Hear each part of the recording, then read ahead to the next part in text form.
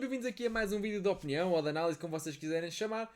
Eu sou o Bruno Francisco e já sabem que, seja por aqui pelo YouTube ou seja pelo Twitter, estou sempre lá a partilhar conteúdos de análise ao momento do Benfica. Portanto, vamos falar do derby do Benfica Sporting, ou seja, do Sporting Benfica, que o Benfica foi visitar o Sporting para a primeira mão da Taça de Portugal. O jogo não correu bem ao Benfica, o Benfica foi quase sempre inferior ao Sporting, tirando depois ali a partir do momento em que Tankstad entra e a equipa passa a ter uma referência para depois também crescer no jogo, e aí até Coxo, Di Maria, Rafa acabam por aparecer muito mais, e depois também, antes disso, temos que perceber o que é que correu mal, e o Sporting acaba por ser sempre superior, com muitas superioridades nos corredores e inclusive no corredor central, onde à partida nós olhamos para este mapa e vemos que o Benfica tem 3 e o Sporting tem 2. Human e Morita pareciam que eram muito mais do que 2, porque o Benfica nunca conseguiu controlar muito bem esta dupla do meio campo do Sporting. Já tinha acontecido assim também no jogo para o campeonato e voltou a acontecer no jogo para a taça. Portanto, vamos passar por um bocadinho por isso tudo. Vamos ver aqui alguns destaques pela positiva, outros pela negativa. Portanto, se gostam deste tipo de vídeos, ajudem-me. É só subscrever aqui o canal, pôr like, comentar. Eu respondo a toda a gente, portanto, é só uma dessas opções, já é uma grande ajuda para mim. Vamos lá a isso. Então, e continuando aqui nos dados da Goalpoint, o que nós podemos concluir é que realmente o Benfica tem aqui umas assimetrias no seu esquema tático que não fazem muito sentido. O Bá sempre em inferioridade numérica perante quem lhe caía no corredor. Gyökeres caiu muitas vezes no corredor direito do Benfica. Pedro Gonçalves também. Os próprios laterais do Sporting caíam muito naquele corredor, como Mateus Reis, por exemplo, na primeira parte. E o Benfica quase que se anulava a si próprio e criava dificuldades a si próprio, até porque nós olhando para ali vemos que Di Maria foi incapaz de ajudar Bá. Do lado contrário, o próprio Osnes acabou por estar sempre em dificuldades para Jenny Katam também, e o Benfica acabou por condensar muito o seu jogo. Reparem que a equipa não se estica muito no campo. O jogador mais avançado é Di Maria. Reparem que é a bolinha mais avançada a nível de posicionamento médio e é logo a seguir ali ao círculo de meio campo. Portanto, estamos a falar de uma equipa muito compacta no centro, no centro do campo, no corredor central, e falta largura, falta profundidade, e foram várias as vezes que nós vimos os jogadores, o portador com a bola no pé, os jogadores com a bola no pé, e todos os seus colegas à sua frente acabam por não fazer movimentos de ruptura, acabam por não fazer qualquer movimento que seja. E isto é uma questão de treino. Ou seja, o que isso significa não é que o jogador não tenha atitude ou que os jogadores não queiram ganhar, mas sim que os jogadores não sabem aquilo que devem fazer quando a bola está descoberta, quando temos a bola no último terço do Sporting, e a equipa mostra aqui uma total incapacidade de ferir o adversário, porque não se sabe o que é que vai fazer. A bola vai para quem? A bola vai para onde? Qual é o movimento que cada um tem que fazer? E parece que tudo o que se faz é atrair à esquerda, ou ali ao corredor centro-esquerda, para depois procurar Di Maria ou no corredor central ou no corredor contrário, e isso acaba por ser muito previsível e depois acaba por condicionar qualquer jogada de transição. E nós vimos algumas recuperações de bola do Benfica onde é dada a transição e depois o que é que acontece? Nada, porque não há movimentações e Di Maria também não estaria lá ou estava tapado, e então se a bola não entra ali, não entra mais ninguém. Dizer também que o António Silva fez um jogaço. Foi talvez das vezes em que Gyökeres, que tem sido super avançado, mas que tem algumas dificuldades técnicas e de decisão, e o António foi sempre muito inteligente na maneira como o abordou. Ou seja, o António quase nunca foi no 1 para 1 a nível de impulso. Fez sempre contenção, até que o próprio avançado do Sporting tem que tomar uma decisão. Ou vai para cima, ou vai rematar. E sempre essa decisão acabou por ser inofensiva para o Benfica. E a única vez que o Gyökeres consegue fazer o gol é numa abordagem completamente contrária a esta, mas por parte do Otamendi, em que o Otamendi, em vez de fazer a contenção, sai ao homem, e aí Gyökeres é muito forte, mete a bola na frente e já se sabe, impondo o seu físico e a sua velocidade, acaba por não ter outra igual em Portugal. Já António venceu-lhe praticamente todos os duelos, se não mesmo todos, e o que acontece é que acaba por salvar o Benfica muitas vezes, porque foi exposto muitas vezes mesmo em transições frente a Gyökeres, e através dessa contenção, desse retirado de profundidade, obrigou o avançado a tomar decisões erradas e acabou por fazer parecer fácil dominar um avançado que tem feito a diferença neste campeonato. Auschwitz começou como defesa esquerda, teve muitas dificuldades com Edwards e com Jenny Katam no seu corredor, passou para o lado direito, não sei muito bem se acaba por sair tocado ou apenas por opção, cresceu no jogo também com o crescendo da equipa e acaba por fazer mais um gol. E como nós podemos ver aqui, ele já tem 7 golos pelo Benfica em 2 temporadas, mas também já tem 4 golos e isto é o seu melhor registro desde 2018. Também não esquecer que o Washington tem sido um jogador essencial, tem jogado em muitas posições e tem jogado quase sempre bem. É um jogador muito polivalente, mas muito inteligente e ele percebe muito bem o jogo e o que está a acontecer e onde é que tem que aparecer. Portanto, temos aqui um jogador para momentos ao longo da época, mas sobretudo para momentos grandes, e ontem voltou a ser importante. Já é o segundo derby em Alvalade em que Austin se acaba por fazer o golo que abre novamente o jogo.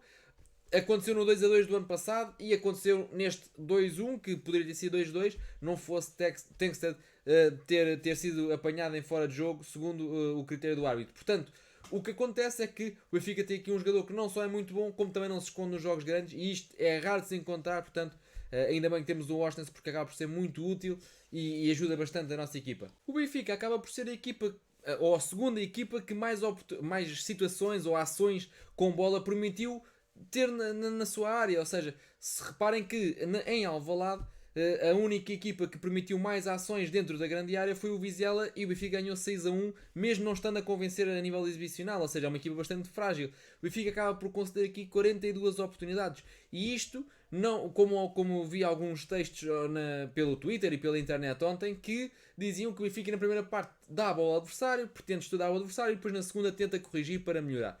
O que acontece é que há equipas, sim senhor, que funcionam dessa maneira. Por exemplo, o Inter, que jogou connosco várias vezes agora no passado recente, funciona muito dessa maneira. Ele primeiro estuda e depois corrige e acaba por vencer os jogos. O Benfica não. O Benfica acaba mesmo por sofrer muitos golos, o Benfica acaba mesmo por ceder muitas oportunidades e o Benfica acaba por dar sempre a ideia que está perdido no jogo e que não consegue controlar o adversário. Portanto, não se prende tanto com a ideia de estar a estudar o adversário e a dar a bola, mas prende-se sim com uma total desorientação, porque ninguém sabe muito bem que espaço ocupar. A ideia que dá é que Roger Schmidt não prepara a sua equipa para a forma de jogar do adversário ou para aquilo que o adversário poderá apresentar, dado mais ou menos aqueles que irão entrar em campo. E a equipa acaba sempre por andar a nível individual a tentar apagar fogos. João Neves à cabeça é aquele que mais salta à vista. Osnas é outro, por exemplo. O próprio António ontem acaba por ser um autêntico bombeiro frente a Gyökeres. Otamendi esteve péssimo. O lance em que dá o possível penalti sobre o Pote acaba por ser uma má abordagem do Otamendi no momento antes. O lance em que leva amarelo é um lance errado. O lance do golo é um total falhanço do Otamendi. O lance do corte que ele faz com o pontapé de bicicleta, que acaba por isolar nas costas o jogador do Sporting, que depois o lance não dá em nada, também não é uma má abordagem. O Otamendi esteve desastroso e isto tem a ver com que cada jogador tem que interpretar o jogo à sua maneira. Não há aqui procedimentos, nem há aqui dinâmicas, e aqui, sem dúvida, que Roger Schmidt deveria fazer muito mais do que aquilo que tem feito. De resto, estes números não escandalizam ninguém. Ou seja, o Benfica até fazer um remate foi preciso entrar um ponta de lança praticamente em campo, e isto mexe muito com o estado anímico da equipa, porque o Benfica, sendo que não consegue chegar à baliza adversária, reparem, em quase toda a linha o Sporting é superior ao Benfica. Claro que depois podemos vir aqui ver os enquadrados foram 4-3, mas reparem, o total de remates são 19-5 e o Sporting ganha, a equipa cresce animicamente com isto, porque sabe que consegue chegar lá à frente, sabe que consegue criar oportunidades e sabe que consegue ferir o adversário, embora não esteja a acertar na baliza, e ainda bem para o Benfica. Agora, claro que o Benfica do outro lado tem o sentimento inverso, que é o Benfica não está a conseguir criar oportunidades, o Benfica não está a conseguir entrar no último terço sequer durante grande parte do jogo, e só depois de ter uma referência atacante é que o Benfica começa a crescer e começa a criar oportunidades, fazendo inclusive 2 golos, um não contou, e por isso, para mim é claro que o Benfica precisa de ter uma referência e tem que ser aquele que, não sendo, lá está, o mais talentoso, é aquele que encaixa melhor nas ideias de Roger Schmidt, se é que ainda existem, porque o Benfica realmente parece uma equipa perdida em campo, sem grandes ideias. Mas, para mim faria muito mais sentido jogar com um meio campo com Florentino e depois João Neves, aí rodando, por exemplo, com João Mário, porque João Mário tem estado muito bem e foi um dos melhores também no jogo em Alvalade, e depois Coxo na esquerda, por exemplo, com Di Maria na direita, e depois também aqui Rafa e um ponta de lança na frente. Outra das dinâmicas que eu não gostei também de Roger Schmidt foi, a certa altura, uma defesa a 5 ali momentânea na primeira parte para tentar parar aquele caudal ofensivo do Sporting, em que o quinto elemento era Di Maria a ajudar o Bá, e isso não faz sentido absolutamente nenhum. Se a ideia era baixar alguém para ajudar os laterais, nunca poderia ser Di Maria, porque todos sabemos que não consegue ocupar espaço defensivo, não consegue fazer a transição defensiva, não é alguém forte nos duelos. Nós vemos isso no lance do primeiro gol do Sporting, em que ele vai acompanhar Pote e depois desliga completamente, e depois o Bá também está ali um bocado adormecido. Portanto, nunca poderia ser Di Maria a ser o quinto homem dessa linha. Agora, a título de curiosidade, dizer que o Benfica nunca perdeu uma eliminatória da Taça de Portugal, sempre que foi jogada a duas mãos, e que tenha perdido 2-1 na primeira mão. Temos ali a época 64-65 com a CUF, 58-59 com o Sporting e 51-52 com o Barreirense. Ou seja, o Benfica, sempre que foi a duas mãos e que perdeu 2-1 na primeira, nunca acabou eliminado. Isto é um dado estatístico curioso, mas que acaba até por ser ainda mais curioso, porque o Sporting, sempre que ganhou 2-1, também nunca passou a eliminatória. Portanto, isto acaba por haver aqui um alinhamento, digamos assim, estatístico, que pode fazer o Benfica sonhar. O resultado está aberto, 2-1. A eliminatória é para ser decidida na Luz, mas eu acredito que na Luz vai haver muito coração, vai haver muita atitude, vai haver muito querer passar à próxima eliminatória, mas acima de tudo isso tem que haver aqui muito mais processos, muito mais dinâmicas, tem que haver uma equipa estável que não esteja a mudar semana após semana, tem que haver ideias implementadas, tem que haver mais mobilidade dos jogadores, tem que haver muito mais coisas que agora não estão a existir. E o Benfica inicia este ciclo de muitos jogos complicados, vários jogos com o Sporting, jogo com o Porto, jogos da Liga Europa. O Benfica inicia este momento complicado da temporada com esta derrota que interrompe aqui uma série de 23 jogos sem perder, e isso tem sempre alguma moral, acaba sempre por ser afetada, mas sabemos também que todos estes jogadores percebem o momento que se vive. É um momento muito importante. E domingo existe já jogo com o Futebol Clube do Porto, que também é muito essencial para a caminhada rumo ao bicampeonato, e há que perceber e há que fazer ver a equipa que 1-2-1 em Alvalade não é um resultado positivo, mas é um resultado menos mau, porque deixa tudo em aberto. Portanto, para todos os efeitos, quem saiu mais lesado acaba por ser aqui o Sporting, porque desgastou-se muito, correu muito, fez tudo para arrumar com a eliminatória e acabou por não conseguir, e ela vem completamente aberta para o campo do rival, para o Benfica. Portanto, e o capitão do Benfica, Otamendi, que lá está, fez um jogo péssimo, como já tem feito alguns esta temporada. Eu gosto de Otamendi, acho que é um jogador com muita fibra, com muitas capacidades, mas que também muitas vezes desalinha os chakras, e há jogos em que parece o melhor em campo. Estou-me a lembrar, por exemplo, em Barcelona, há não muito tempo atrás, mas depois também tem jogos como o de ontem, que foi completamente ao lado. Dito isto, ele, se passar esta mensagem para dentro, ou seja, se isto for realmente o espírito da equipa, ou pelo menos o espírito dele, que como capitão vai passar à equipa, eu fico muito mais descansado, porque eu quero mesmo que a equipa acredite que consegue dar a volta na segunda mão, e eu acho que é possível, porque é a desvantagem de um golo, é bastante possível jogando em casa, e os adeptos também ajudando a equipa. De resto, dizer que, lá está, mais uma vez, tem que se fazer muito mais. O Benfica acaba mais uma vez por ser dominado pelo Sporting de Amorim. Tinha acontecido já na época passada, aconteceu nesta. A verdade é que o Benfica não vem a perder com o Sporting de Ruben Amorim. Perdeu agora, já tinha feito 2 empates e uma vitória, mas também em todas essas situações nós vimos que o Sporting dominou grande parte do jogo, e depois o Benfica acaba por dar a volta e crescer no jogo.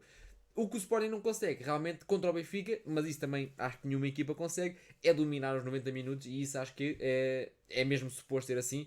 O Benfica também não vai conseguir nunca dominar o Sporting durante os 90 minutos. Portanto, sabemos que o Sporting vai entrar sempre forte, temos sofrido sempre gols de qualquer das maneiras. Portanto, tem que haver aqui uma preparação, tem que haver aqui um planeamento do jogo, e a equipa tem que saber exatamente como é que o Sporting vai jogar, porque todos nós sabemos que o Sporting está muito forte, estão há vários anos com o mesmo treinador, os processos estão super cimentados, todos os jogadores sabem o que é que têm que fazer em campo, e no Benfica é um processo um bocadinho ao contrário, ou seja, o treinador ainda não tem um modelo, o treinador ainda não tem um sistema tático fixo, o treinador ainda não tem um 11 fixo, ou seja, para combater isto, só com uma grande preparação.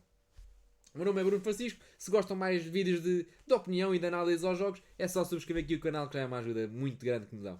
Obrigado e até breve.